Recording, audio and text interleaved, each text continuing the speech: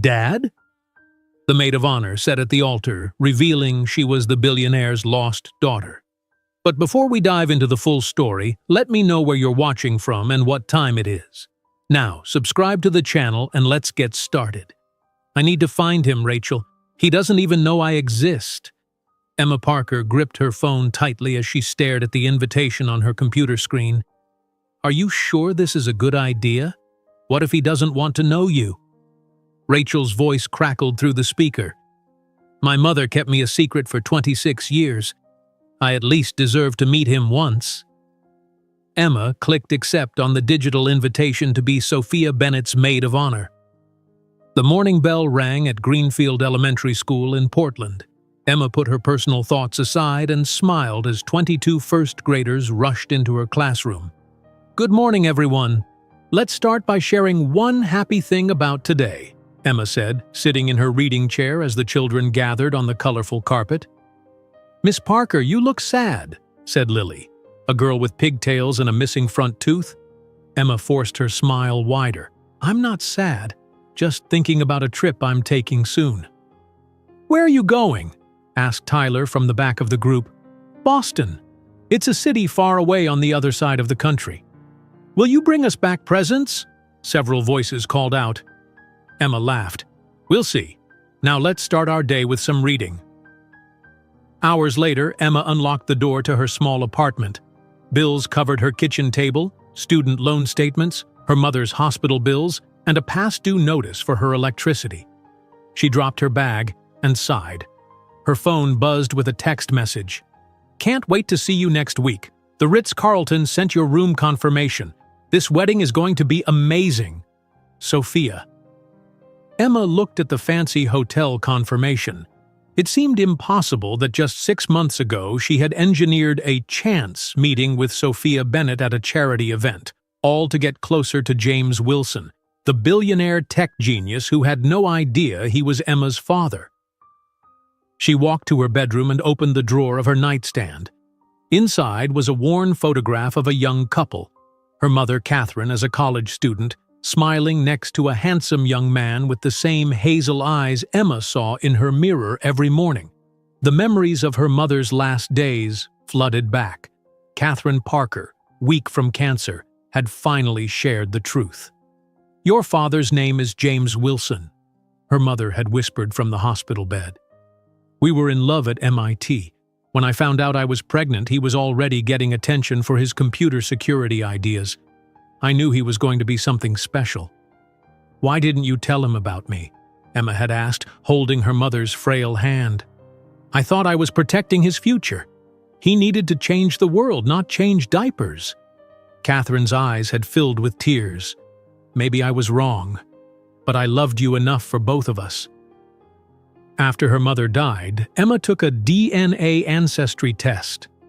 She spent months researching James Wilson, founder of Wilson Tech, a cybersecurity company worth billions.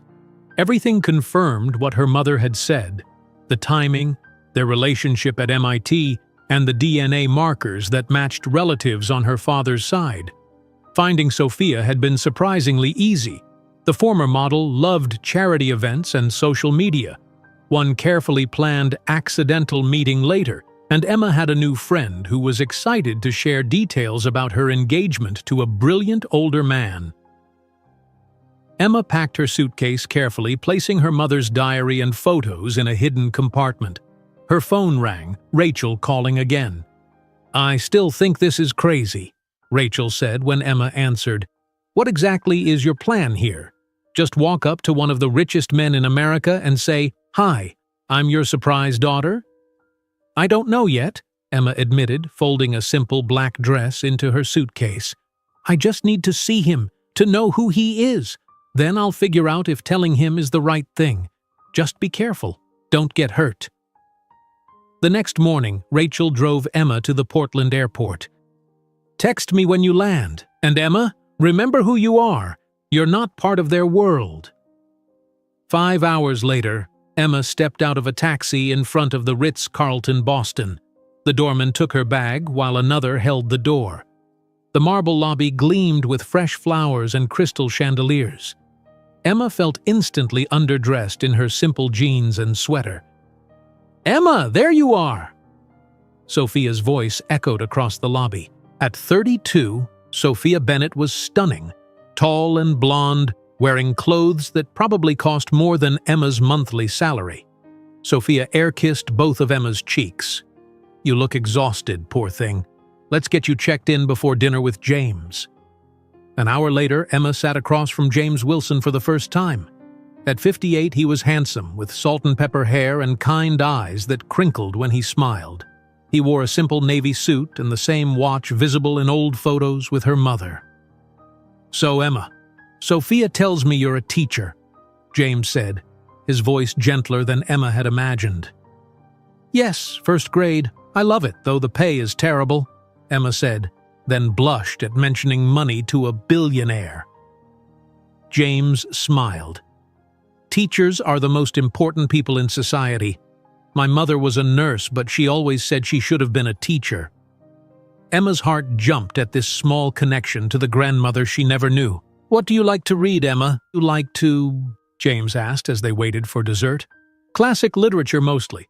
I just finished rereading To Kill a Mockingbird with my students." James's eyes lit up. "That's one of my favorites. Have you read much Steinbeck?" "East of Eden is my absolute favorite book," Emma replied. "Mine too." James looked genuinely delighted. "Sophia finds my book collection boring, don't you, dear?" Sophia glanced up from her phone. "Oh, yes. All those old books collecting dust." She turned to Emma. "James has an entire library. Can you imagine anything more outdated?" Emma noticed how James's smile faded slightly at Sophia's words. Throughout dinner, she observed how Sophia barely listened when James spoke, how her attention remained on her phone, and how different they seemed from each other. Back in her hotel room that night, Emma called Rachel. "He's exactly how I imagined him," Emma whispered. "Kind, smart, thoughtful. But Rachel, something's not right about their relationship. She doesn't even seem to like him." "Maybe she likes his money," Rachel suggested. "Maybe." Emma stared out her window at the Boston skyline. "But there's something else going on. The way she acted when she thought no one was watching. It felt cold, calculated." From the hallway, Emma heard voices.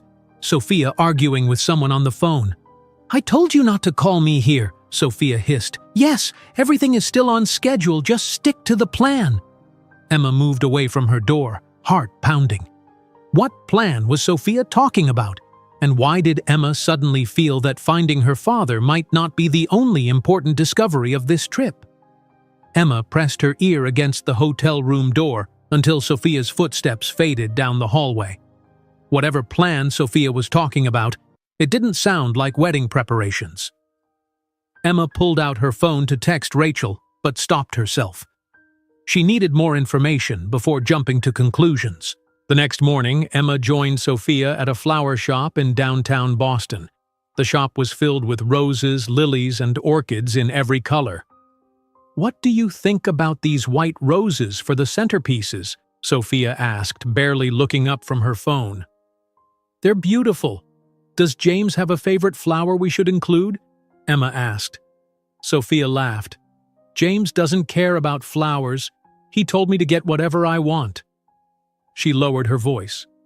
"That's the benefit of marrying a man twice your age. They're just happy someone young and beautiful is paying attention to them." Emma felt her stomach tighten. "You two seem very different." "Opposites attract," Sophia said with a smile that didn't reach her eyes. "Besides, James needs someone to pull him away from work. All he does is read boring books and attend charity events." Later that afternoon, Emma accompanied Sophia to a dress fitting at an expensive boutique. While Sophia tried on her wedding gown, her three friends from New York scrolled through their phones, looking bored. "I still can't believe you're marrying that old guy," one friend said. "James is brilliant," Sophia replied, "and extremely generous." "But don't you get bored? I stalked him online. He seems so serious." Sophia stepped off the pedestal to check her reflection. Marriage isn't about entertainment. It's about security. She turned to Emma. Can you take this bag to James's office? I ordered lunch for him, but I have a hair appointment. Emma nodded, grateful for the opportunity to see where James worked. Wilson Tech headquarters occupied a modern glass building in downtown Boston. The security guard called upstairs, and a man in his 40s with kind eyes and a friendly smile came to meet Emma. You must be Emma. I'm Robert Miller, James's executive assistant. He's in a meeting, but I can take the lunch to him. Thank you, Emma said, handing over the bag. Robert studied her for a moment. Would you like a tour while you're here? I rarely get to show off the place to someone new. Emma smiled. I'd love that. As they walked through the offices, Robert pointed out different departments. James started this company in his garage apartment 25 years ago.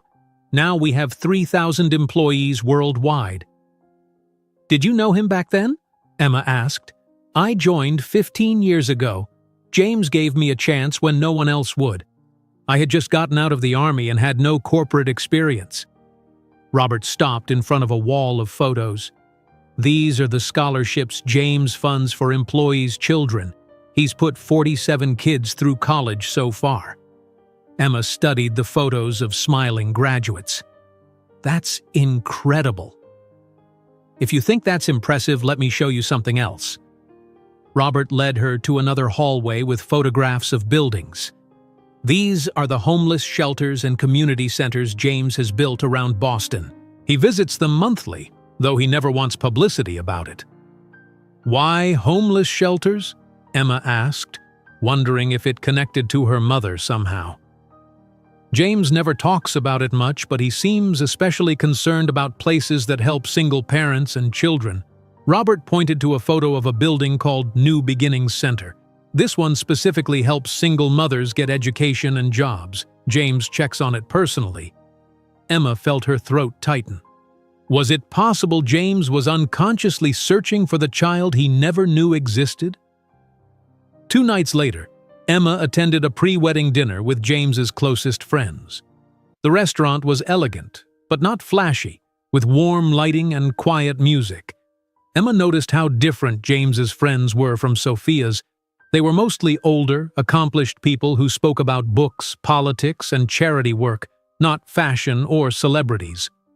James's sister Elizabeth sat across from Emma. She was in her early 60s, with the same kind eyes as James.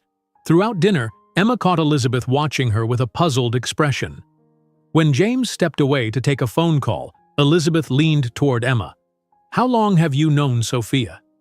About 6 months, Emma replied. We met at a charity event in Portland. Interesting. You seem very different from her other friends. Emma smiled nervously.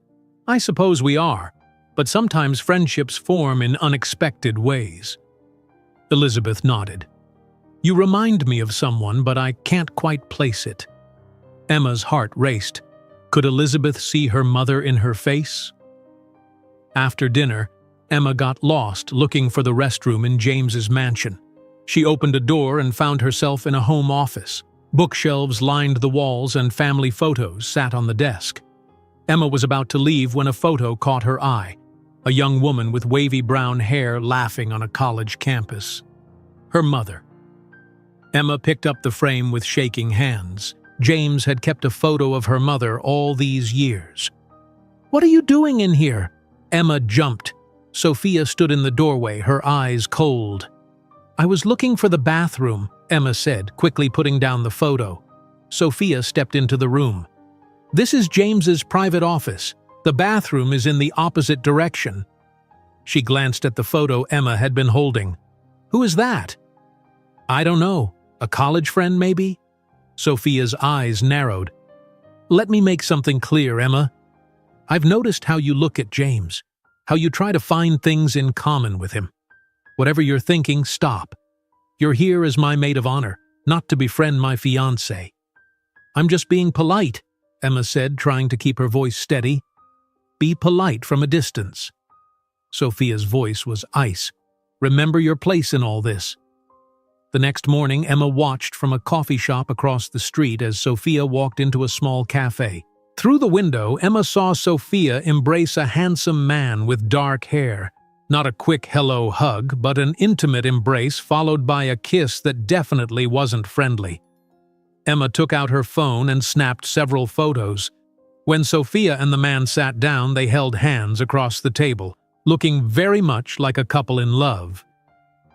2 hours later, Emma was helping Sophia address wedding invitations when Sophia went to take a shower, leaving her phone on the table. A text notification appeared on the screen. "Can't wait until this is over and we're enjoying his money together. 1 year of marriage is nothing compared to the payoff. Love you. Marcus." Emma quickly took a photo of the message with her own phone. Her hands were shaking. Sophia was planning to divorce James after a year and take his money. She was using him, just as Emma had suspected. That night, Emma called Rachel from her hotel room. "I have proof Sophia is cheating on James," Emma whispered. "She's planning to divorce him after a year and take his money." "Oh my God," Rachel said. "Are you going to tell him?" Emma looked at the photo of her mother she kept beside her bed. "I want to, but if I tell him about Sophia and then immediately reveal I'm his daughter, he might think I'm after his money too." "What are you going to do?" "I need more evidence," Emma said, "and I need to find the right way to tell him everything." As she ended the call, Emma realized her simple plan to meet her father had become much more complicated. Now she wasn't just searching for her own truth. She was trying to protect a good man from being hurt by someone he trusted. The morning sun streamed through Emma's hotel window as she reviewed the evidence on her phone. The pictures of Sophia with Marcus and the text message were damning, but Emma needed more proof before approaching James. She couldn't risk looking like she was trying to sabotage his relationship for her own benefit. At breakfast, James joined Emma while Sophia was still getting ready upstairs. "Good morning, Emma. I hope you slept well," James said, pouring himself a cup of coffee. "Very well, thank you," Emma lied, having tossed and turned all night. James set down his coffee cup. "I wanted to ask you something. There's a book signing today by Thomas Marshall. He's my favorite author. I have a business meeting I can't reschedule, and I was wondering if you might go and get a book signed for me. Sophia has no interest in these things." Emma smiled genuinely. "I'd love to. I've read all his books." "You have?" James looked delighted. "My favorite is The Winter Road." "Mine too. The scene where David finds his father's old letters." Emma stopped herself, realizing she was getting too excited. James finished her thought.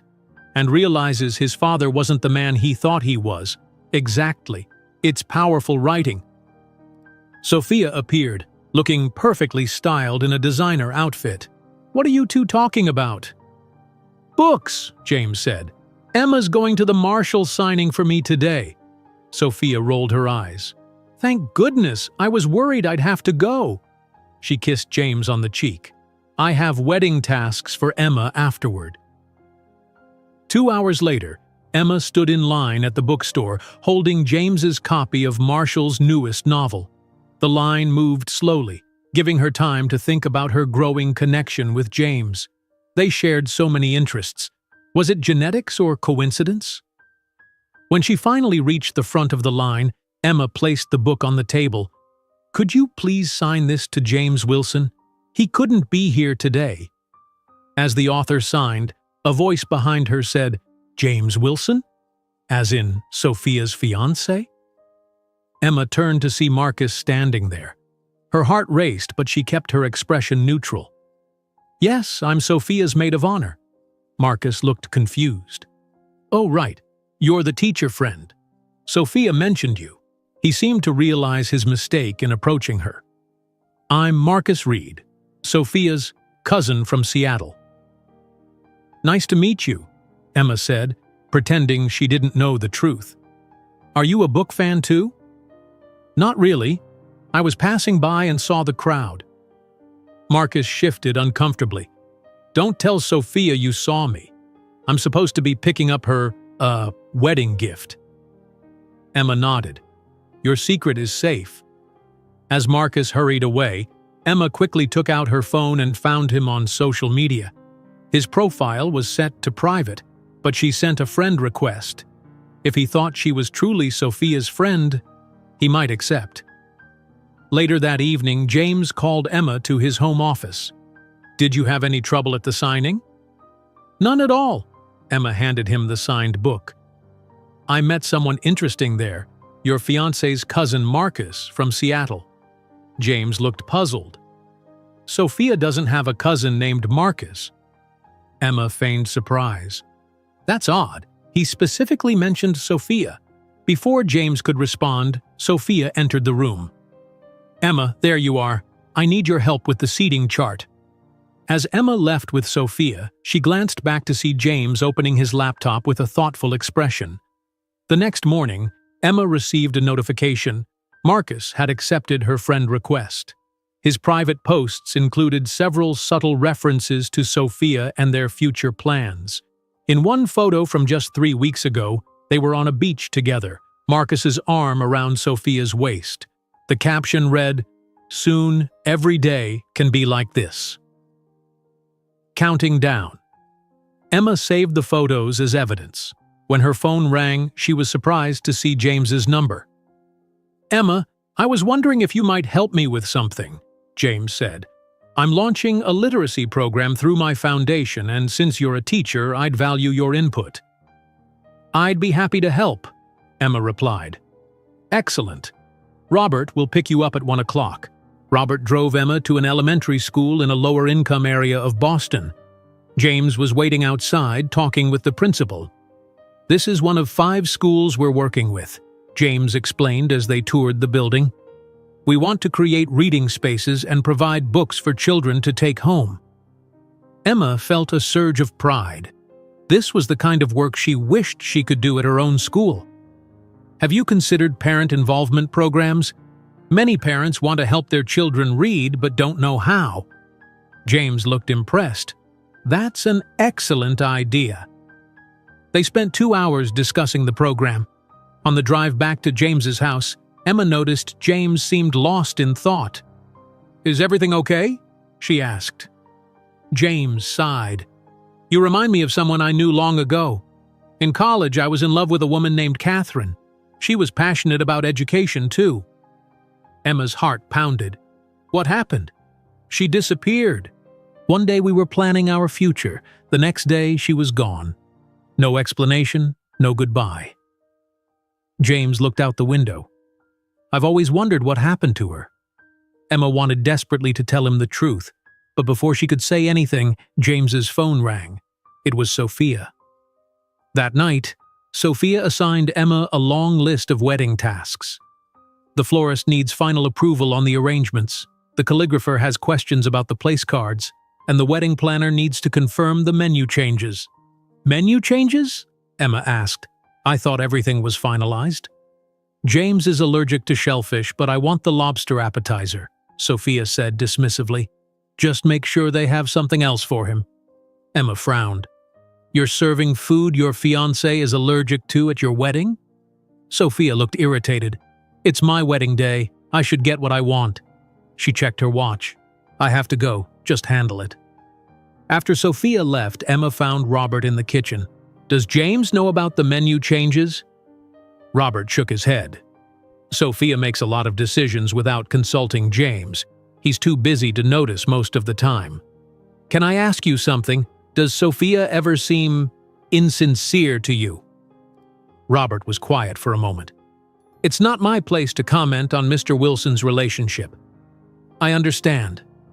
But if you knew someone was taking advantage of him, wouldn't you want to protect him?" Robert's expression softened. "James has been alone for a long time. He wants to believe Sophia loves him." "What if she doesn't?" Emma asked quietly. Before Robert could answer, they heard footsteps. Elizabeth, James's sister, entered the kitchen. "I thought I heard voices," she said. "Emma, could I speak with you for a moment?" Elizabeth led Emma to the garden. "I've noticed you watching my brother very carefully. You also seem concerned about his relationship with Sophia. Why is that?" Emma hesitated. I just think James deserves someone who truly cares about him." "I agree," Elizabeth said. "But why do you care so much about a man you barely know?" Before Emma could answer, her phone buzzed. It was a text from Sophia. "Where are you? I need you at the venue now." "I have to go," Emma said apologetically. At the wedding venue, Sophia was arguing with the event coordinator. When she saw Emma, she pulled her aside. "I don't want James's sister involved in any more planning. She keeps questioning my decisions." "Elizabeth seems to care a lot about her brother," Emma said carefully. Sophia's eyes narrowed. "You spent time with her today. What did she say about me?" "Nothing. We barely talked." "Keep it that way." Sophia's voice was cold. "And stay away from James too. I've noticed how much time you two are spending together." "We were working on his literacy program," Emma explained. "Find an excuse to stop. You're here for my wedding, not to make friends with my fiancé." That night, Emma returned to her hotel room and found something wrong. Her suitcase had been moved slightly and her mother's diary wasn't in the exact spot where she'd left it. Someone had been searching her room. Emma carefully checked her hiding places. The photos of her mother with James were still there, but they had been shifted. Her heart raced as she realized Sophia must suspect something. She needed to act quickly. The wedding was just 2 weeks away, and it was clear that Sophia was getting nervous about Emma's connection with James. If she wanted to protect her father from making a terrible mistake, she was running out of time. Emma moved her mother's diary and photos to a new hiding place inside the hotel room safe. Just as she finished, her phone buzzed with a text message from an unknown number. "I know what you're doing in Boston, and Sophia Bennett isn't the only one with secrets that could ruin everything." Emma's hands shook as she read the message. Who could have sent this? She tried calling the number, but it went straight to voicemail. After a sleepless night, she received another text from the same number.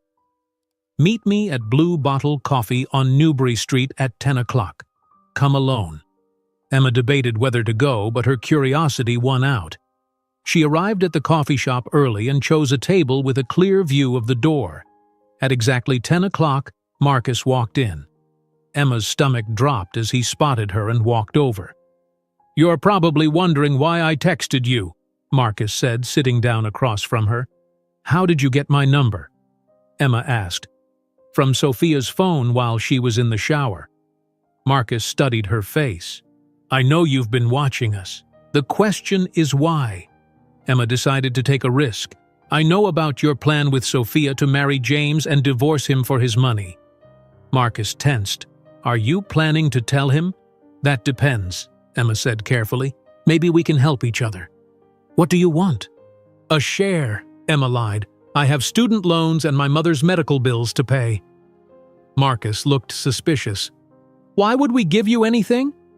"Because I have evidence of your relationship with Sophia. Photos, text messages, enough to make sure she gets nothing in a divorce." Marcus considered this. "How much do you want?" 10% of whatever Sophia gets." Marcus laughed. "You think small? James is worth billions." 10% would change my life," Emma said, trying to sound convincing. Marcus took out his phone and showed Emma a document. "This is our plan. Sophia marries James next week. No prenup. She stays married for 1 year to establish herself in his life. Then she files for divorce, citing his workaholic behavior and emotional neglect. Massachusetts law favors her. We're thinking $500 million minimum." Emma fought to keep her expression neutral as Marcus continued explaining their scheme. She secretly recorded the conversation on her phone. "If you tell James about us," Marcus warned as they parted, "we'll make sure he knows you tried to blackmail us. Who do you think he'll believe? His fiancée or some teacher from Portland?" Later that afternoon, Emma received a call from James. "Emma, I'm hoping you can help me out tonight. It's Elizabeth's birthday dinner and Sophia has a sudden dress fitting she can't reschedule. Would you mind joining us?" Elizabeth specifically asked if you could come. "I'd be happy to," Emma replied, surprised by the invitation. Sophia called an hour later, her voice sharp. "James told me he invited you to Elizabeth's dinner. I need you to say you're sick." Why? Because it's a family dinner and you're not family, Sophia snapped. James said Elizabeth asked for me specifically. I don't care. Make an excuse. Emma took a deep breath. I'm sorry, but I already told James I'd go. It would be rude to cancel now. You're overstepping, Emma, Sophia warned before hanging up. The birthday dinner was at an elegant restaurant in Beacon Hill. Elizabeth greeted Emma warmly while James ordered wine for the table. I'm so glad you could join us, Elizabeth said. James tells me you've been helping with his literacy program. Emma has wonderful ideas, James said proudly. She suggested parent involvement workshops that the schools love. Throughout dinner, Emma noticed Elizabeth watching her closely. After dessert, James stepped away to take a phone call, and Elizabeth moved to sit beside Emma. Tell me about your mother, Elizabeth said suddenly. Emma nearly choked on her water. My mother? Yes. What was her name? Catherine Parker. Elizabeth's eyes widened slightly. And where did she grow up? Boston, originally. But she moved to Portland before I was born. Elizabeth pulled out her phone and showed Emma an old photograph. Is this her? Emma gasped. It was her mother in her college days, standing next to a young James on the MIT campus. Where did you get this? Emma whispered. James kept a box of photos from college. When I first met you, something seemed familiar about your face. Elizabeth leaned closer. You look exactly like Catherine, but you have our mother's smile. Who are you really, Emma? Before Emma could answer, James returned to the table. The moment passed, but Emma felt Elizabeth's eyes on her for the rest of the evening. The next morning, Sophia burst into Emma's hotel room without knocking. What do you think you're doing? She demanded. I don't know what you mean, Emma said, stepping back. You went to Elizabeth's birthday dinner after I told you not to. You're spending time with James talking about books and education. Sophia moved closer. Stay away from my fiancé. James invited me. It would have been rude to refuse. I don't care. Your job is to be my maid of honor, not to bond with James and his sister. Sophia's eyes narrowed. Unless that was your plan all along. What plan? Don't play innocent. I know women like you, looking for a rich man to solve your problems. Emma felt anger rise in her chest. You don't know anything about me. I know enough, Sophia said coldly. If you don't keep your distance, I'll make your life very difficult. After Sophia left, Emma received a text from Robert asking to meet urgently. They met in the hotel garden, where Robert looked around nervously before speaking. I need to warn you, he said quietly. Sophia has hired a private investigator to look into your background. Emma felt the blood drain from her face. Why would she do that? She thinks you're getting too close to James. The PI has already started digging into your life in Portland. How do you know this? I overheard her on the phone. She's worried about something and you're the target. Robert hesitated. Emma, is there something Sophia might find? Something you're hiding? Emma made a split-second decision. Robert, I need to tell you something, but you have to promise to keep it secret. I promise. Emma pulled out her phone and showed Robert a photo of her mother with James in college. Catherine Parker was my mother. James is my father. Robert stared at the photo, then at Emma's face. That's why you look so familiar. You have his eyes. My mother never told him she was pregnant. She died last year, and her final wish was for me to find my father. Emma's voice broke. I didn't plan to get close to Sophia. I just wanted to meet James. And now you've discovered Sophia is using him, Robert said, understanding dawning on his face. Yes, she and Marcus are planning to divorce James after a year and take half his fortune. Emma showed Robert her evidence. I want to tell James everything, but I'm afraid he'll think I'm just another person after his money. Robert was quiet for a moment. I'll help you. James deserves to know the truth about Sophia and about you. Later that day, Emma returned to the wedding venue to check on decorations. As she approached Sophia's dressing room, she heard Sophia's voice through the partially open door. "Listen, the prenup is off the table. James trusts me completely," Sophia was saying. "My lawyer says with 1 year of marriage, I should get at least $400 million in the divorce." Emma quickly took out her phone and began recording. "No, Marcus can't call me again. It's too risky," Sophia continued. "Once we're married, we'll communicate through my new assistant. Yes, I already have the offshore accounts set up. Just imagine it. This time next year, we'll be living in Monaco with more money than we could spend in a lifetime." Emma heard footsteps approaching from the hallway. James was coming. She had seconds to decide. Confront Sophia now or wait for the right moment to reveal everything. The footsteps grew closer, and Emma's heart raced with the weight of her decision. Emma quickly stepped away from the door and pretended to be looking at a floral arrangement. James rounded the corner seconds later. "Emma, what a nice surprise," James said with a warm smile. "I'm just checking on some details for Sophia," Emma replied, her heart still racing. "You're always so thoughtful. Is Sophia in there?" James pointed to the dressing room. "Yes, but she's on an important call about the wedding." Emma moved slightly to block his path. "Actually, I wanted to ask your opinion on the centerpieces. The florist sent some samples this way." James followed Emma down the hallway, away from Sophia's conversation. Emma felt guilty for the deception but knew she needed more time to figure out her next move. 5 days before the wedding, Emma was reviewing her evidence against Sophia when a sharp knock came at her hotel door. Sophia burst in before Emma could answer, her face flushed with anger. She threw a folder onto the bed. "I know exactly who you are, Emma Parker," Sophia hissed. Emma's stomach dropped as she opened the folder. Inside was a detailed report from the private investigator, including her birth certificate listing Catherine Parker as her mother, photos of her Portland apartment, and even her mother's obituary from the previous year. "You're Catherine's daughter," Sophia said, pacing the room. "James's ex-girlfriend from college. What a coincidence that you'd become my friend and maid of honor." "I can explain," Emma started. "Save it," Sophia snapped. "You engineered our friendship to get close to James. What was your plan? Tell him he's your father and hope for a piece of his fortune?" "It's not like that." Sophia laughed coldly. "Of course it is. You're drowning in student loan debt and your mother's medical bills. I bet you thought Daddy Warbucks could solve all your problems." "I just wanted to meet him," Emma said quietly. "My mother never told him about me. How convenient." Sophia sat on the edge of the bed. "Here's what's going to happen. You're going to leave Boston today. Go back to your sad little apartment and your underpaid teaching job.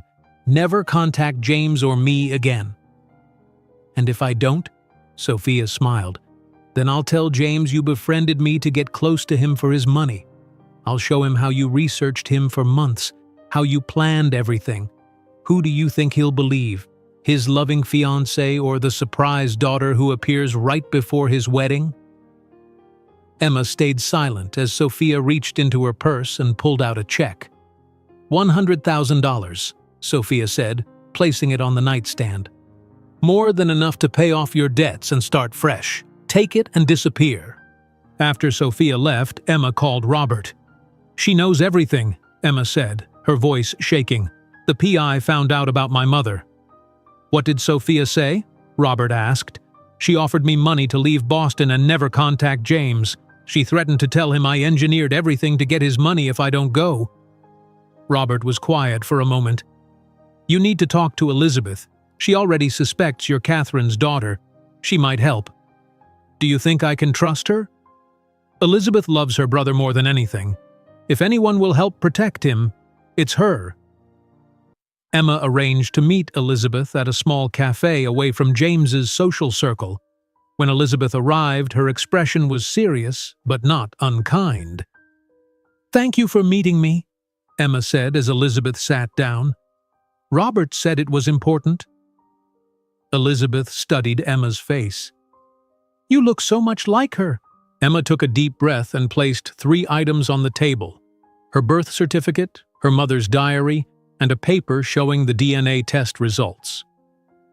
"Catherine Parker was my mother," Emma said, "and James Wilson is my father."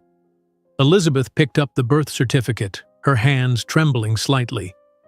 "I always wondered if Catherine was pregnant when she disappeared. She stopped returning my calls so suddenly." "She never told him?" "Never. James searched for her for months." Elizabeth looked up from the papers. "Why didn't Catherine tell him about you?" "She thought she was protecting his future. She knew he was going to be successful and didn't want to hold him back with a family." Emma opened the diary to a marked page. She wrote about it here. Elizabeth read the entry, tears forming in her eyes. "Your mother loved him very much." "Yes, she did. And now you've discovered that his fiancée is using him." Elizabeth shook her head. "No wonder Sophia feels threatened by you. She offered me money to leave Boston." Elizabeth's eyes hardened. "How much?" $100,000. That's pocket change compared to what she hopes to get." Elizabeth reached across the table and took Emma's hand. "You have our mother's smile, did you know that? James's eyes, but our mother's smile." "So you believe me?" "I do, and we need to tell James before the wedding." When Emma returned to her hotel later that day, the front desk clerk stopped her. "Ms. Parker? I'm afraid there's been a change with your room. Ms. Bennett has checked you out." "What?" "Your belongings are here." The clerk pointed to Emma's suitcase and bags sitting in the lobby. "Ms. Bennett said your stay was concluded." Emma stood in shock, her phone already ringing with a call from Sophia. "Consider this your first warning," Sophia said when Emma answered. "Take the money and leave, or things will get much worse." "Where am I supposed to go?"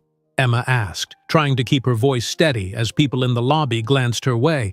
"That's not my problem." After hanging up, Emma called Elizabeth, who immediately offered her guest room. "Stay with me. It's safer than another hotel where Sophia might find you." That evening, Emma attended the pre-wedding gala with Elizabeth. The ballroom of the Boston Harbor Hotel was filled with hundreds of guests. Emma stayed close to Elizabeth, avoiding Sophia's glares from across the room. During dinner, Sophia clinked her glass for attention. "James and I have a special announcement. We've decided to leave for our honeymoon immediately after the wedding. We'll be spending a full month away, starting with Bora Bora." The guests applauded while James looked surprised. Emma realized Sophia was accelerating her plans, trying to get James away before Emma could tell him the truth. Later, Emma finally found James alone on the terrace overlooking the harbor. "Beautiful night," James said as she approached. "Yes, it is." Emma gathered her courage. "James, there's something important I need to tell you. It's about my mother." "Your mother?" "Her name was Catherine Parker. She was from Boston originally." James's expression changed. "Catherine Parker? I knew a Catherine in college." "I know." Emma took out the old photograph of James and her mother. "This Catherine." James stared at the photo, his hand slightly shaking. "Where did you get this?" "She was my mother." Before Emma could say more, Sophia appeared with the wedding planner. "James, darling, we need you for some urgent decisions about tomorrow," Sophia said, taking his arm. She shot Emma a warning look. "Can it wait? Emma and I were talking about—" "It really can't wait. The vendor needs answers now." Sophia pulled James away. As Emma watched them leave, she knew she had crossed the point of no return. With the wedding just days away and Sophia working to keep her separated from James, there was only one option left. She would have to speak out during the ceremony itself. Back at Elizabeth's house, Emma sat in the guest room, organizing all her evidence against Sophia. Her phone buzzed with a text message from Sophia. "Change of plans. The wedding has been moved up to tomorrow afternoon. Invitation only." Emma stared at her phone in disbelief. She immediately called Elizabeth, who was downstairs in the kitchen. "Elizabeth, did you know about this? The wedding has been moved to tomorrow afternoon." Elizabeth rushed upstairs, her face showing shock. "That's impossible. The Ritz-Carlton was booked for Saturday. Sophia just texted me. She's trying to prevent me from telling James the truth. Elizabeth grabbed her own phone and made a quick call. After a brief conversation, she hung up with a grim expression. It's true. James called the hotel manager personally to request the date change. Sophia told him there was a scheduling issue with their honeymoon resort. Emma sat heavily on the bed. She's moving so fast. What do we do now? We fight back, Elizabeth said firmly. Get dressed. We need to meet Robert right away. 30 minutes later, they met Robert at a small coffee shop 2 blocks from Elizabeth's home. Robert looked tired but determined. I checked the guest list, he said, sliding a paper across the table. Marcus is listed as Sophia's cousin from Seattle, just as we suspected. Emma picked up the list. She's that bold to invite her real boyfriend to the wedding? Sophia's confident, Elizabeth said. She thinks no one knows about their plan. Robert sipped his coffee. I've been monitoring James's accounts. Sophia convinced him to transfer $2 million to a joint account yesterday for wedding expenses. Can we stop the transfer? Emma asked. It's already done, Robert replied. But that's actually small change compared to what she'll get in the divorce. Elizabeth took out a pen and notepad. We need a plan. The wedding is in less than 24 hours. Together, they outlined their strategy. Elizabeth would ensure Emma's evidence, the diary, photos, and recordings, was ready on the venue's multimedia system. Robert would prevent Sophia's security from removing Emma when she spoke up. There's one more thing, Elizabeth said, opening her purse. She pulled out a small silver locket. This was our mother's. Inside is a family photo of James, our parents and me when we were young. She handed it to Emma, who opened it carefully. The resemblance between Emma and James's mother was striking. Wear this tomorrow, Elizabeth said. If James has any doubt, this will help him see the truth. Emma put the locket around her neck, touched by the gesture. Thank you. Now, Robert said, checking his watch, Sophia has arranged for you to be kept busy with last-minute maid of honor duties today. She's instructed the vendors not to let you leave or use your phone. How do you know this? The florist is my cousin, Robert smiled. Not everyone loves Sophia. When you arrive, the vendors will pretend to follow her instructions, but they're on our side. Emma spent the morning with the florist, the caterer, and the decoration team. As Robert predicted, they kept her busy but allowed her to step away when needed. During a break, Emma noticed one of the catering staff watching her. Are you Emma? The young woman asked. Yes. I'm Lisa. Robert asked me to help you. She handed Emma a note.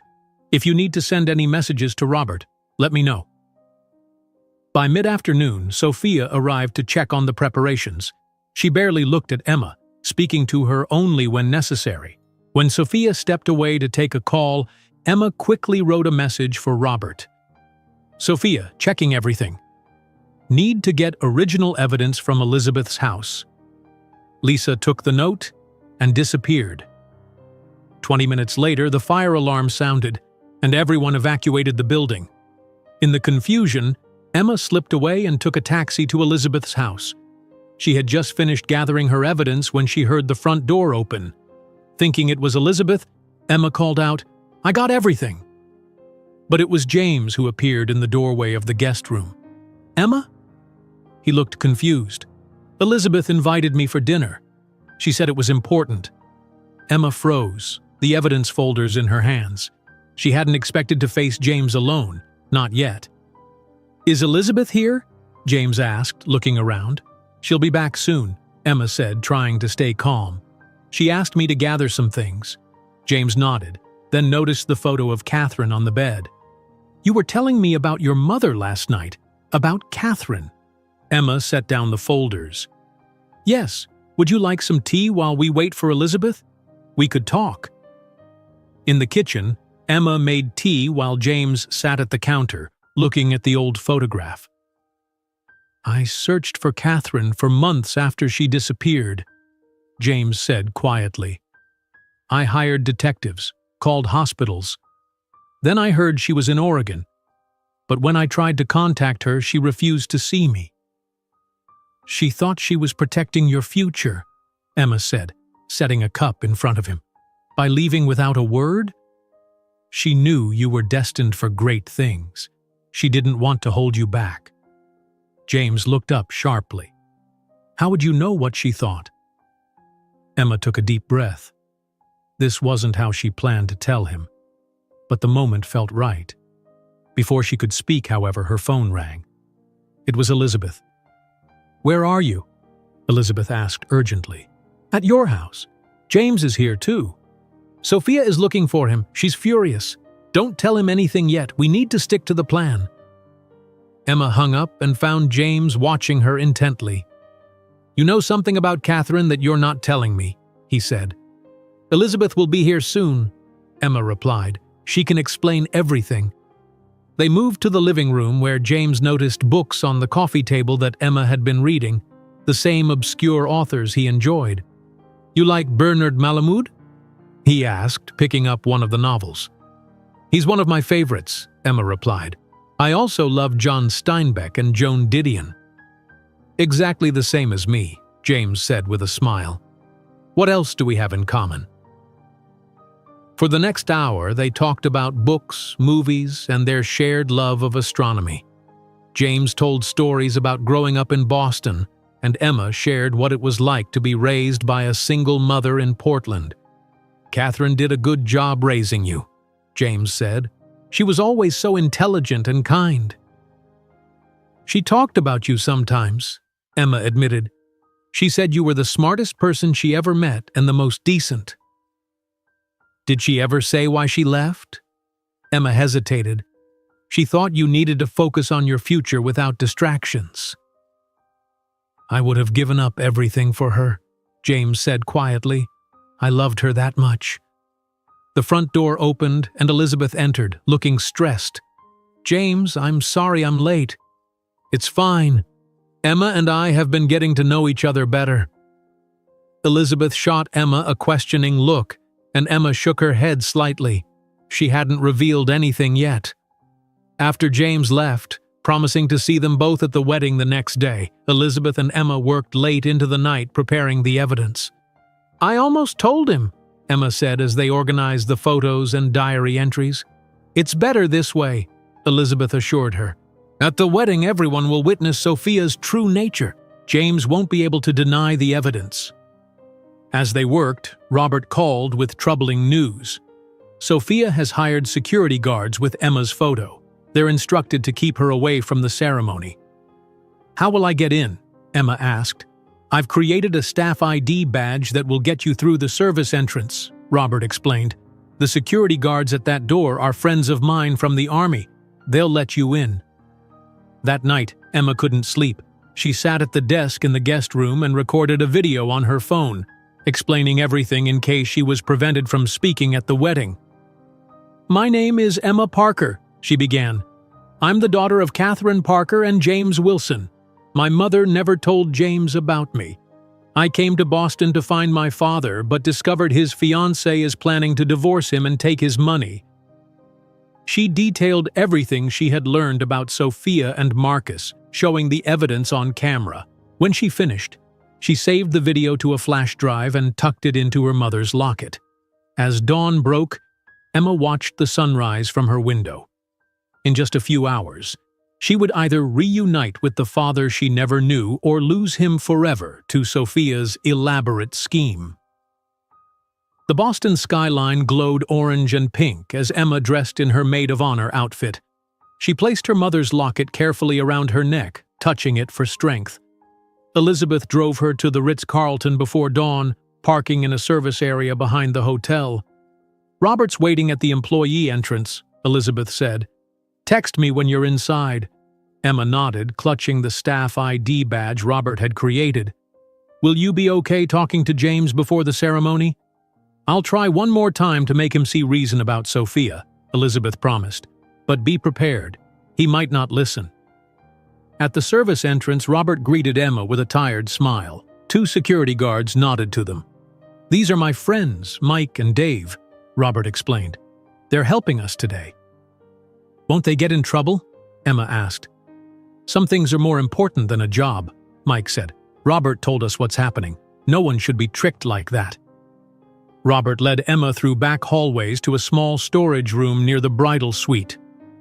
"You can wait here until it's time for you to join Sophia.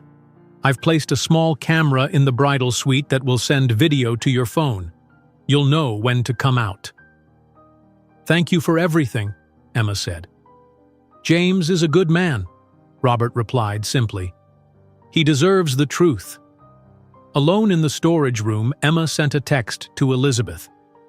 "I'm in position." Elizabeth responded moments later. "James arrived. He seems nervous but determined. Sophia's parents are with him now." For the next 2 hours, Emma watched through the camera app as the bridal suite remained empty. Finally, at 9 o'clock, Sophia arrived with her hairstylist, makeup artist, and 3 friends. "The flowers in the ballroom are all wrong," Sophia complained loudly, "and the champagne isn't properly chilled. This hotel is supposed to be 5-star. "I'll handle it," her assistant promised, rushing out. "The photographer better get my good side," Sophia continued, "and make sure James's ancient friends don't dominate the photos. I want this to look youthful and fresh." One of Sophia's friends laughed. "Are you sure you want to go through with this? He's so old." "A year of marriage for $500 million? Sophia smirked.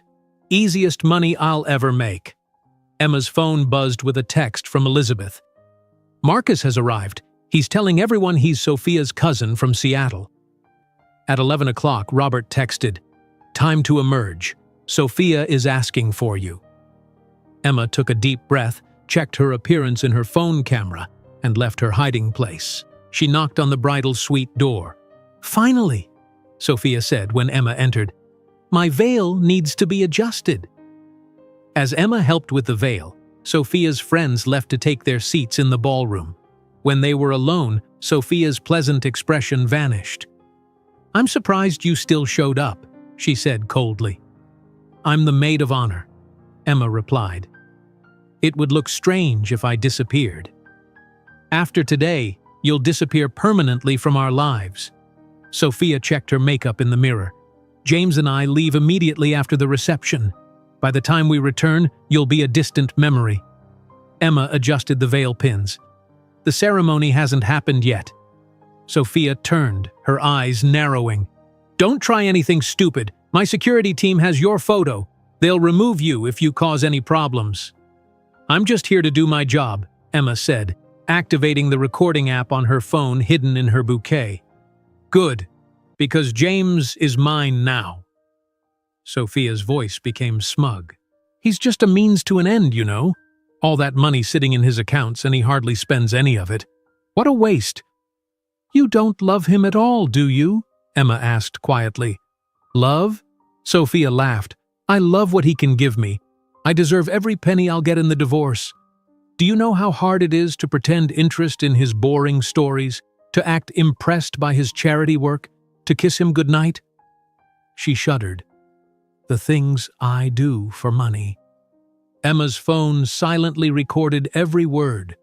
A knock at the door interrupted them. Sophia's mother entered, elegant in a designer suit.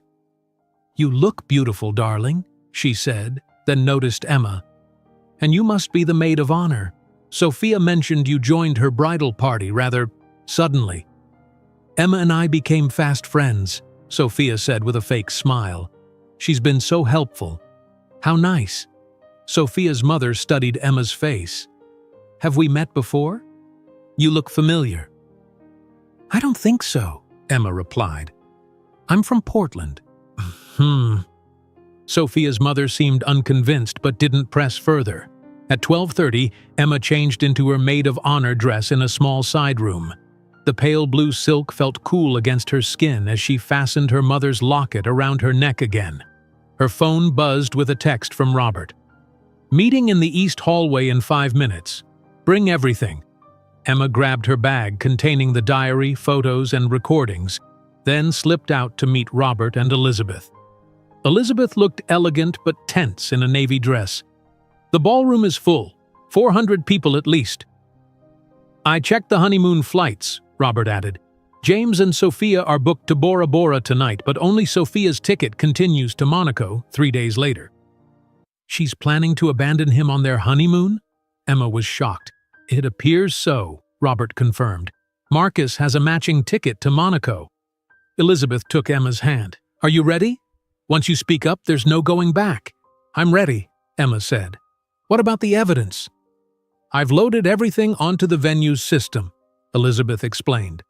When you give me the signal, I'll display the text messages and photos on the screens around the ballroom. And I've convinced 2 security guards to help us, Robert added.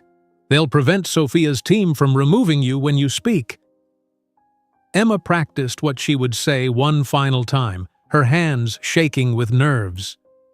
I'll wait for the minister to ask if anyone objects to the marriage. That's your moment, Elizabeth agreed. As they finished their planning, the wedding planner appeared, looking harried. There you are. We're seating guests now. Everyone needs to get in position. Emma followed her to the back of the ballroom. Through a small window in the door, she could see hundreds of guests in their finest clothes. Flowers and ribbons decorated every surface. At the front, James stood with the minister, looking handsome in his tuxedo. He seemed so alone, Emma whispered. Elizabeth squeezed her hand. Not for much longer. The wedding planner rushed back. Bridesmaids, line up, please. Maid of honor at the end. We begin in 5 minutes. As the bridesmaids formed their line, Emma touched the locket containing her mother's photo and the flash drive with her video confession. In a few minutes, she would either reunite with her father or lose him forever. The first notes of music began to play as the ballroom doors opened. The ornate doors opened fully, and the string quartet played louder as the procession began. The bridesmaids walked down the aisle one by one, each taking small steps in time with the music. Emma watched from her position at the end of the line, her heart beating so fast she worried others might hear it. Through the doorway she could see James standing at the altar. He looked handsome in his black tuxedo, but his smile seemed practiced rather than joyful. Robert stood in position near the multimedia controls, giving Emma a subtle nod. On the left side of the room, Elizabeth sat in the front row, her hand resting on her purse where the backup evidence was stored. When Emma's turn came, she walked slowly down the aisle, feeling hundreds of eyes on her. She kept her gaze forward, focusing on James. Did he see any of his mother in her face? Any of himself? As she took her position beside the altar, the music changed. The guests stood as Sophia appeared in the doorway. Her white dress sparkled with thousands of crystals, and her veil floated behind her like a cloud. She looked stunning, and the crowd gasped appreciatively. Sophia's father, a stern-looking man in an expensive suit, took her arm to walk her down the aisle. James smiled at his bride, but Emma noticed his eyes didn't light up. He was going through the motions, a man who had convinced himself this was what he wanted. When Sophia reached the altar, her father placed her hand in James's, and they turned to face the minister. The ceremony began with traditional words about love and commitment. Emma's hands trembled as she held her bouquet, waiting for the moment. Marriage is a sacred bond, the minister said, his voice carrying through the ballroom, a promise between 2 people who love each other truly and deeply. Emma glanced at Sophia, who was smiling for the benefit of the photographers. The minister continued through the ceremony until he reached the crucial moment. If anyone knows why this couple should not be joined in marriage, speak now or forever hold your peace. The ballroom fell silent. Emma felt everyone expecting the traditional pause before the ceremony continued. Many guests looked toward the back doors, the typical source of dramatic interruptions in movies and television. Instead, Emma took a deep breath and stepped forward from her position beside the bride. "I'm sorry," she said, her voice shaking slightly. "I can't let this happen." A collective gasp filled the room. Sophia turned to her, eyes flashing with fury. "Get back in line," Sophia hissed through her smile. James looked confused but not angry. "Emma? What's wrong?" Emma faced James directly. "Mr. Wilson, James, I didn't come to Boston planning to stop your wedding. I came hoping to find my father." The whispers started immediately. Emma reached into her bouquet and pulled out the photograph of Catherine and James from their college days. "My mother was Catherine Parker," Emma continued, her voice growing stronger. "She never told you she was pregnant when she left Boston 27 years ago." The ballroom erupted in hushed conversations. James stared at the photograph, the color draining from his face. "Catherine," he whispered. Two security guards moved toward Emma, but Robert intercepted them, speaking quietly. They stepped back. Emma opened the locket around her neck. "This was your mother's locket. Elizabeth gave it to me." She held it out to James, who took it with trembling fingers. Inside was the Wilson family photo. James as a boy with his parents and Elizabeth. "Dad?" Emma said softly, the word feeling both strange and right on her lips. Complete silence fell over the ballroom. James looked from the locket to Emma's face, seeing the truth there. "Emma is telling the truth, James," Elizabeth said, standing from her seat. "Look at her. She has Catherine's eyes and our mother's smile." James studied Emma's face as if seeing it for the first time. Before he could speak, Emma continued, "There's something else you need to know." She turned to Sophia. "Your fiancé is planning to divorce you after 1 year of marriage and take half your fortune." "That's ridiculous," Sophia snapped. "She's clearly delusional. This woman shows up claiming to be your daughter right before our wedding. It's obviously a ploy to get your money to get." Emma held up her phone. "I have recordings of Sophia discussing her plan, and her partner is here in this room." Heads turned, searching the crowd. Emma pointed to a man in the third row. Marcus Reed, Sophia's boyfriend, not her cousin from Seattle. Marcus stood up abruptly, his face pale. "This is absurd. Sophia and I are relatives." "Really?" Robert called out, stepping forward. "Then why do you have matching tickets to Monaco 3 days from now, while James's ticket only goes to Bora Bora?" Sophia lunged for Emma's phone. "Give me that! She's lying!" In the struggle, Robert pressed a button on his tablet. The large screens around the ballroom, meant for displaying wedding photos, suddenly showed text messages between Sophia and Marcus. "Just 1 more year with the old fool," one message from Sophia read. "Then half his money is ours." "Worth it for 500 million, Marcus had replied. "But I hate seeing you with him." The guests stared in shock as message after message appeared detailing their plan. Photos of Sophia and Marcus together from just weeks ago flashed on the screens. Sophia screamed in frustration. "Turn that off!" James stood perfectly still, his eyes moving between the screens, Emma and Sophia. "Is this true?" he asked Sophia quietly. "Of course not." Sophia grabbed his arm. "James, she's manipulating you. She researched you, planned this whole thing to get your money." "Then explain these," Robert said, displaying flight confirmations on the screen. "Your continuing ticket to Monaco, Marcus's matching flight, the offshore account you opened last month." Sophia's mother stood up. "Sophia, what have you done?" "Nothing!" Sophia was frantic now. "James, don't listen to them. I love you." James looked at her calmly. "When is my birthday, Sophia?" Sophia blinked. "What? My birthday? When is it?" April something. It's in October." James turned away from her and faced Emma. "Catherine never told me about you?" Emma shook her head. "She thought she was protecting your future. She didn't want to hold you back with a family." "I searched for her for months," James said, his voice breaking. "I would have wanted to know you, to raise you." "I know that now," Emma said. "She realized her mistake too late. She asked me to find you before she died last year." Elizabeth approached them, tears in her eyes. "The moment I saw Emma, I felt something familiar. She's a Parker on the outside, but there's so much Wilson in her face." While they spoke, Sophia tried to flee the ballroom with Marcus. Robert's security friends blocked the door. "The police are on their way," Robert announced. "We have evidence of attempted fraud and theft." Sophia whirled around.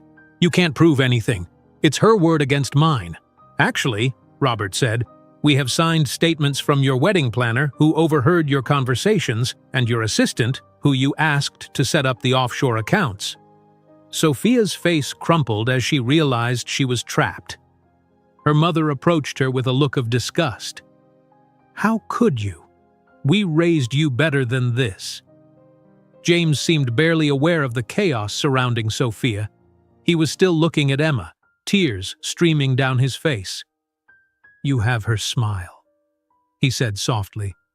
Catherine's smile. And your eyes, Elizabeth added. James, she's your daughter. There's no doubt. James reached out slowly and took Emma's hand. I have a daughter, he said, his voice filled with wonder. As security escorted a screaming Sophia and a silent Marcus from the ballroom, James turned to the stunned guests. I apologize for this unexpected turn of events, he said with remarkable composure. It seems today was not meant for a wedding after all, but for a different kind of reunion. He looked at Emma and smiled, a real smile that reached his eyes. Would you join me somewhere quiet? I think we have 27 years to talk about. Emma followed James through the crowd of murmuring guests. Robert quickly led them to a private room off the main ballroom, a small library with comfortable chairs and walls lined with books. As the door closed behind them, the noise from the ballroom faded. For a moment, they simply looked at each other. James still held the photograph of himself and Catherine from their college days. I'm sorry about the public revelation, Emma said, breaking the silence. I tried to tell you privately several times, but Sophia kept interrupting. James sat down, his eyes never leaving Emma's face. You have her expressions, the way you tilt your head when you're nervous. It's exactly like Catherine. Emma sat across from him, her maid of honor dress pooling around her. I never planned to stop your wedding. I just wanted to meet you, to know who my father was. Why didn't she tell me? James asked, his voice breaking. I would have been there for both of you. Emma reached into her bag and pulled out her mother's diary. Mom wrote about her decision. She saw how brilliant you were, how your professors were already talking about your future. She thought having a baby would hold you back. James took the diary with trembling hands. She had no right to make that choice for me. She realized that too late, Emma said softly. In her final days, she regretted not telling you. That's why she asked me to find you. I searched for her, James said, looking up from the diary. Did she know that? Yes. She knew you tried to find her in Oregon. She was scared to face you after keeping such a big secret. James shook his head. All these years wasted. A knock at the door interrupted them. Elizabeth entered with Robert. Most of the guests are leaving, Elizabeth said. James, do you want to make any statement? James stood up, straightening his tie. I should thank them for coming. In the ballroom, only about 50 people remained, mostly James's closest friends and business associates. The elaborate wedding decorations now seemed out of place, like props from a play that had ended abruptly. James addressed the small crowd with remarkable composure. Thank you all for your understanding. Today has brought unexpected revelations, but also a blessing I never imagined. He looked at Emma. I've discovered I have a daughter. While this isn't the celebration we planned, I hope you'll give us privacy as we begin to know each other. People approached to offer awkward congratulations. Emma noticed some looked at her suspiciously, while others seemed genuinely happy for James. One elderly man squeezed Emma's hand. I was James's professor at MIT. I knew Catherine too. Brilliant woman. I see her in your face. As the last guests departed, Robert approached with a serious expression. Sophia's lawyer just called. They're threatening to go public with what they're calling your embarrassing family drama, unless you provide a generous settlement. James's expression hardened. After what she planned to do, she'll get nothing. We have all the evidence, Robert assured him. The recordings, the text messages, the travel arrangements, she has no case. The hotel manager appeared, looking uncomfortable. "Mr. Wilson, what would you like us to do with the, reception arrangements, the food, the band?" "Donate the food to local shelters," James said without hesitation. "Pay the band and other vendors in full. It's not their fault the event was cancelled." Emma watched James handle everything with quiet dignity. This was her father, a man who thought of others even in his own moment of crisis. Later that evening, Emma, James, Elizabeth, and Robert sat in James's study at his Beacon Hill home. The wedding that wasn't had been dismantled, and now they faced practical matters. "I've contacted a lawyer about Sophia," Robert reported. "With our evidence, she'll be lucky to leave with her personal belongings." "What about your job in Portland?" Elizabeth asked Emma. "I need to call my principal," Emma replied. "I've already taken 2 weeks of leave, but I'll need more time." James looked up. "You're going back to Portland?" "Eventually," Emma said. "I'm still a teacher. My students are expecting me back." "Of course," James nodded, though he looked disappointed. "But you'll stay for a while?" "As long as I can," Emma promised. James hesitated. "I think we should arrange for DNA testing. Not that I have any doubt, but for legal purposes." "I agree," Emma said. "I brought my birth certificate and the results of my own DNA ancestry test, but an official test makes sense." As Robert made arrangements for the test, James asked Emma about her mother's life in Portland. "She became a librarian," Emma said. "She loved books. That's why I became a teacher. Our house was always full of stories." She took out her phone and showed James photos of Catherine in later years, of their small house with its garden, of Emma's graduation. "She looked happy," James said, studying the pictures. "She was, mostly. But there was always a sadness in her when she talked about Boston, about you." James rubbed his eyes. "I wish I could have told her I never stopped loving her." The following morning, Emma called her principal at Greenfield Elementary School. "Family emergency?" the principal repeated. "Emma, you've been gone for 2 weeks already." "I know, and I'm sorry, but I found my father, and I need time to get to know him." After a long pause, the principal sighed. "Take another 2 weeks, but then we need you back, or I'll have to find a permanent replacement." Emma hung up and joined James for breakfast on his terrace. The morning was clear and cool with views of the Boston skyline. "2 more weeks," she told him, "then I need to go back to my students." James nodded. "I understand. Teaching is your calling." "What about your work? Wilson Tech must need its CEO." James smiled.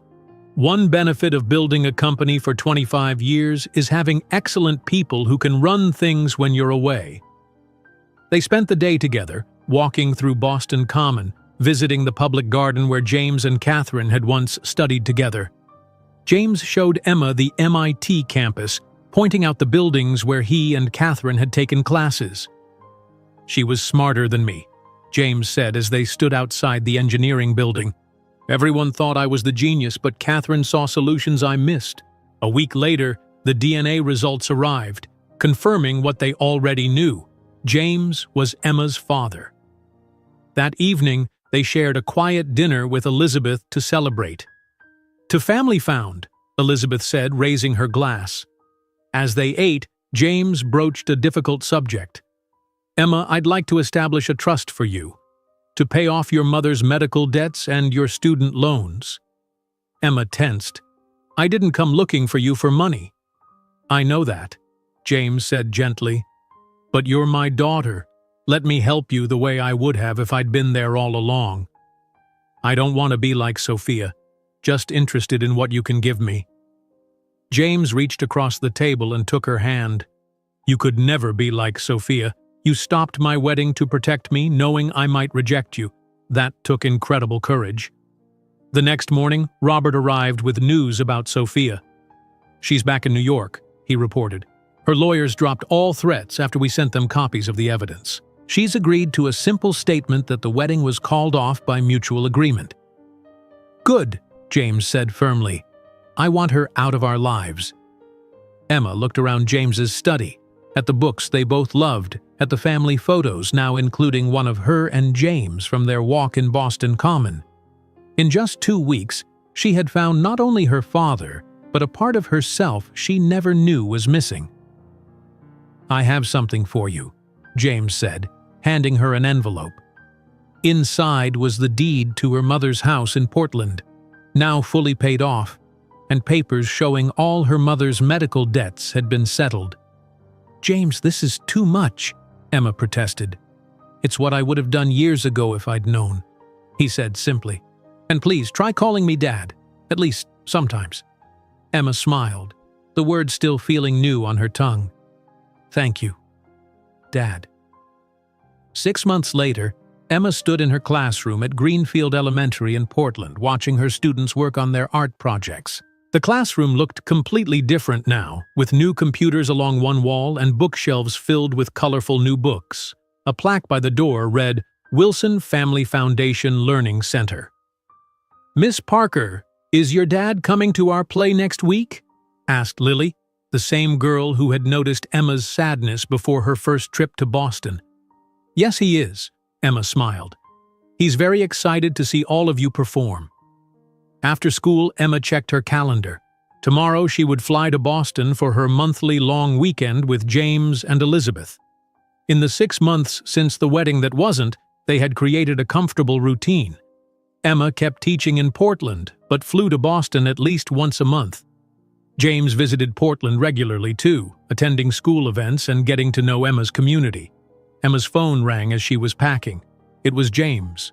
"Just checking what time your flight lands tomorrow," he said. 3:30 in the afternoon. "Will you and Elizabeth be picking me up?" "We'll both be there," James promised. "I have something to show you when you arrive."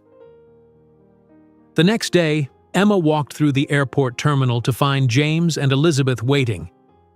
James hugged her tightly. "I've missed you," he said simply. "It's only been 3 weeks," Emma laughed. But she had missed him too.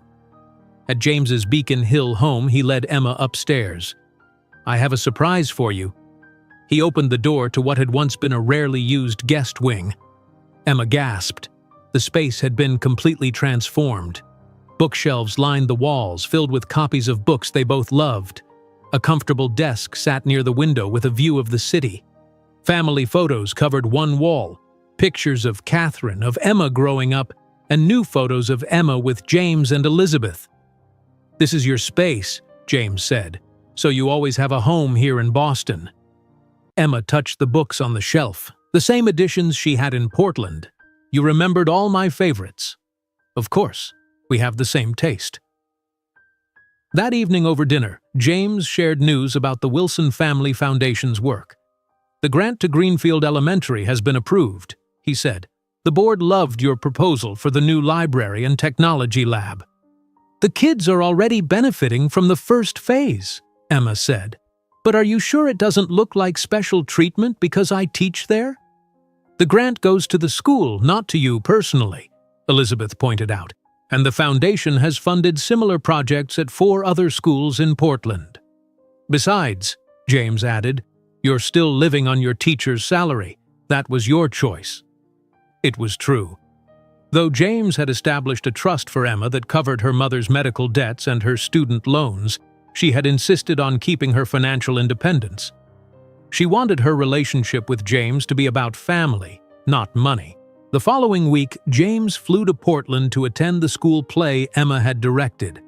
He stayed in Catherine's old house, which Emma had inherited. Though James had paid off the mortgage, Emma still lived there, finding comfort in the space where she had grown up. After the play, James and Emma sat in Catherine's small garden. "The children were wonderful," James said. "You're an excellent teacher." "Thanks, Dad," Emma replied, the word now feeling natural. "Tomorrow I want to show you the community center where I volunteer. I think it could be a good model for some of Wilson Tech's educational programs." Over the past months, Emma had helped James modernize his company's educational outreach. Her classroom experience combined with his resources had created programs that were making real differences in schools across the country. "Have you looked at the stars recently?" James asked, looking up at the clear night sky. "Not since you showed me how to use the telescope on your roof deck," Emma admitted. James smiled. "I brought a portable one. Want to set it up?" They spent the next hour identifying constellations, another interest they had discovered they shared. James knew the scientific names while Emma knew the myths behind them. Together, they had the complete story of the night sky. The next morning, Elizabeth called while they were having breakfast. "Did Emma tell you her terrible egg joke yet?" Elizabeth asked when James answered. "No, what egg joke?" Emma groaned. "Please don't encourage her. She asked me yesterday why the egg went to school," Elizabeth continued, "because it wanted to get EGGUcated." James burst out laughing, the same full-body laugh Emma had when she found something truly funny. "That's not even the worst part," Elizabeth said. "James made the exact same joke last month at a board meeting. It's definitely genetic," James agreed, smiling at Emma. "Your terrible pun humor comes from my side of the family." On the one-year anniversary of their first meeting, James hosted a small dinner at his Boston home. He invited only his closest friends and family, Elizabeth, Robert, and a few others who had supported them through the past year. During dessert, James stood to make a toast. "1 year ago, my life changed forever. I was about to make a terrible mistake, but instead, I received the greatest gift possible." He looked at Emma with pride. "I found my daughter." The guests raised their glasses as James continued. "Today, I want to announce something important. Emma and I have established the Wilson Family Truth Project, an organization dedicated to reuniting separated families and supporting single parents through education and financial assistance. The project will help people who, like my mother, feel they have to make impossible choices," Emma added. "No one should have to choose between their dreams and their family." After the guests left, Emma and James sat in his study looking through old photographs. They added recent pictures to a new family album: Emma's first visit to Wilson Tech, James at the school play, Elizabeth's birthday celebration. "I have one more thing for you," Emma said, pulling an envelope from her bag. "I found this when I was going through Mom's things last week. She wrote it to you before she died but never sent it." James took the envelope, his hand trembling slightly. "She wrote to me? She wanted you to know why she left and how much she always loved you." James opened the letter carefully and began to read. Tears filled his eyes as he read Catherine's words explaining her decision, her regrets, and her enduring love for him. "She never stopped loving you," Emma said softly, "just as you never stopped loving her." James wiped his eyes. "Thank you for this, for everything." Emma smiled at her father. "I was thinking about a trip to Europe next summer. Mom always wanted to see Italy and France. Maybe we could go together." "I'd like that very much," James replied, carefully folding Catherine's letter. "A family trip." As they continued looking through photographs, Emma realized how much had changed in 1 year. She had come to Boston searching for her father but found so much more: a family, a purpose, and the truth that had healed both their hearts. James put his arm around her shoulders. "Catherine would be proud of you, Emma, and I couldn't be more proud to be your father." "Thank you for accepting me into your life," Emma said. "Thank you for having the courage to find me," James replied. "Some truths are worth fighting for." If you enjoyed today's video, I'm sure you'll love the next one. Don't waste time. Just click on the screen.